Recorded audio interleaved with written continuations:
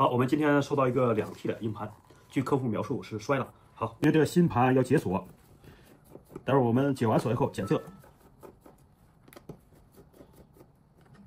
其实解锁也比较简单啊，我们要借用我们的专业的工具去把这个锁解了。不解锁的话，我们访问不了底层数据，或者是没法分头。如果有单头损坏，像这个摔了可能单头损坏，只有解完锁，我们找我们的工具 P3000压住。我们解锁就用工具里边有一个功能，我们启动读出来就可以了。等待程序初始化。最后一步我们要改板，为什么要改板呢？因为我们设备只支持 SATA 接口，改成 SATA 接口，然后把数据提出来。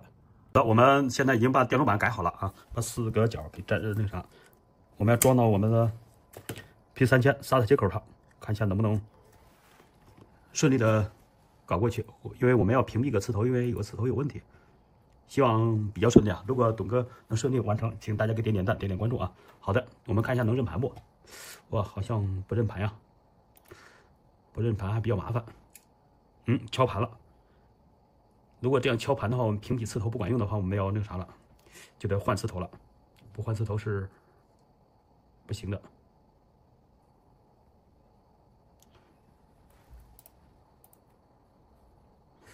识别不出来呀，识别不出来咋办呢？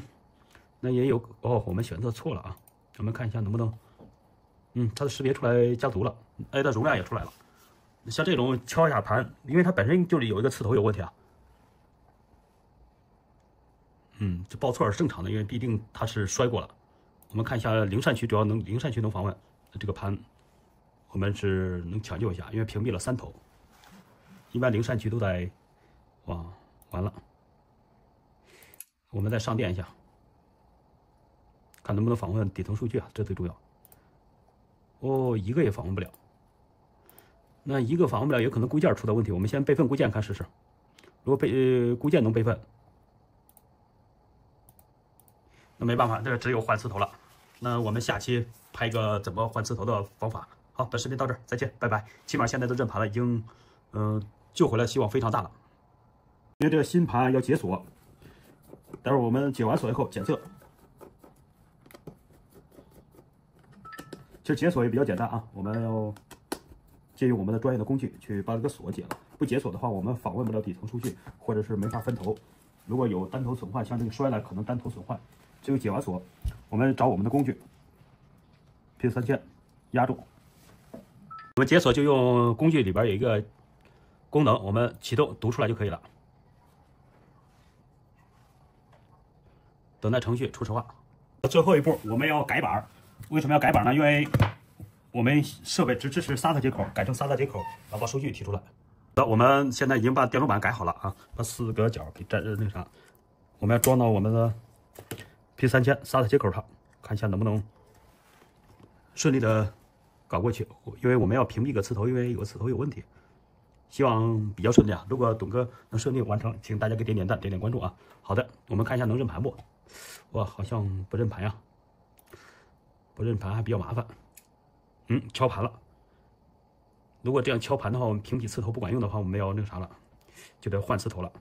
不换磁头是不行的。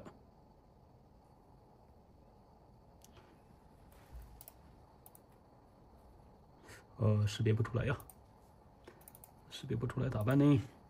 那也有我们选择错了啊。我们看一下能不能，它的识别出来家族了，它的容量也出来了。像这种敲一下盘，因为它本身就是有一个磁头有问题啊。这报错是正常的，因为毕竟它是摔过了。我们看一下零扇区，主要零扇区能访问这个盘，我们是能抢救一下，因为屏蔽了3头，一般零扇区都在，完了，我们再上电一下，看能不能访问底层数据啊，这最重要。一个也访问不了，那一个访问不了，有可能固件出的问题，我们先备份固件看试试。如果固件能备份。那没办法，这只有换磁头了。那我们下期拍一个怎么换磁头的方法。好，本视频到这儿，再见，拜拜。起码现在的认盘了，已经救回来希望非常大了。